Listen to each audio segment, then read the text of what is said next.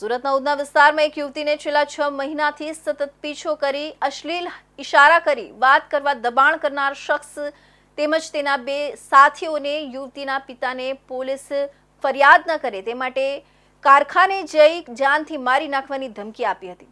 આખરે ત્રણેય આરોપીઓની ધરપકડ કરવામાં આવી છે। મુખ્ય આરોપી બેરોજગાર છે। આરોપી ઓમપ્રકાશ ઉર્ફે નનકા રામ ખદેરુ ધુરિયા છેલ્લા 6 મહિનાથી જ્યારે ફરિયાદી કામ પર જતી હતી ત્યારે પીછો કરી હેરાન પરેશાન કરતા હતા। તેણે અનેકવાર વાત કરવા દબાણ કર્યું હતું।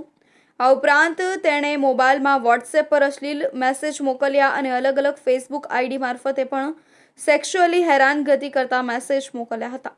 આ ઘટના ત્યાં સુધી આવી પહોંચી કે ફરિયાદી એક દિવસ ઘરે એકલી હાજર હતી ત્યારે ઓમપ્રકાશ ઘરમાં પ્રવેશી ફરિયાદીનો હાથ પકડી છેડતી કરવાનો પ્રયાસ કર્યો હતો।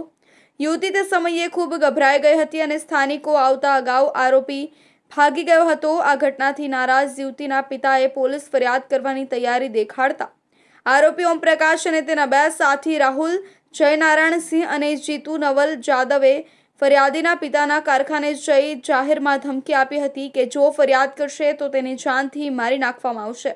ફરિયાદીના લેખિત જણાવ્યા આધારે ઉધના પોલીસે તાત્કાલિક તપાસ શરૂ કરી હતી। ત્રણેય આરોપીઓને તેમના નિવાસ સ્થાન પરથી પકડવામાં આવ્યા છે। પોલીસે જણાવ્યું છે કે આ ત્રણેય આરોપીઓએ અગાઉથી મળીને સંપૂર્ણ પ્લાનિંગ સાથે ફરિયાદીને તંગ કરવા અને તેની આસપાસના વાતાવરણમાં ભય ફેલાવવાનો પ્રયાસ કર્યો હતો। ઝડપાયેલા આરોપીઓમાં ઓમપ્રકાશ ઉર્ફે નનકા રામ ખદેરુ ધુરિયા, રાહુલ જયનારાયણસિંહ અને જીતુ નવલ જાદવનો સમાવેશ થાય છે। ઉધના પોલીસ મથકે ત્રણેય શખ્સો સામે છેડછાડ, ધમકી, મેસેજથી અશ્લીલતા ફેલાવવી જેવી ગંભીર કલમો હેઠળ ગુનો દાખલ કરવામાં આવ્યો છે। હાલ પોલીસે ત્રણેય આરોપીઓને કોર્ટમાં રજૂ કરી રિમાન્ડ મેળવવાની તજવીજ હાથ ધરી છે। પોલીસે જણાવ્યું છે કે આરોપીઓ પાસેથી મોબાઈલ સહિતના ડિજિટલ પુરાવાઓ પણ કબજે લેવામાં આવ્યા છે અને વધુ તપાસ ચાલી રહી છે।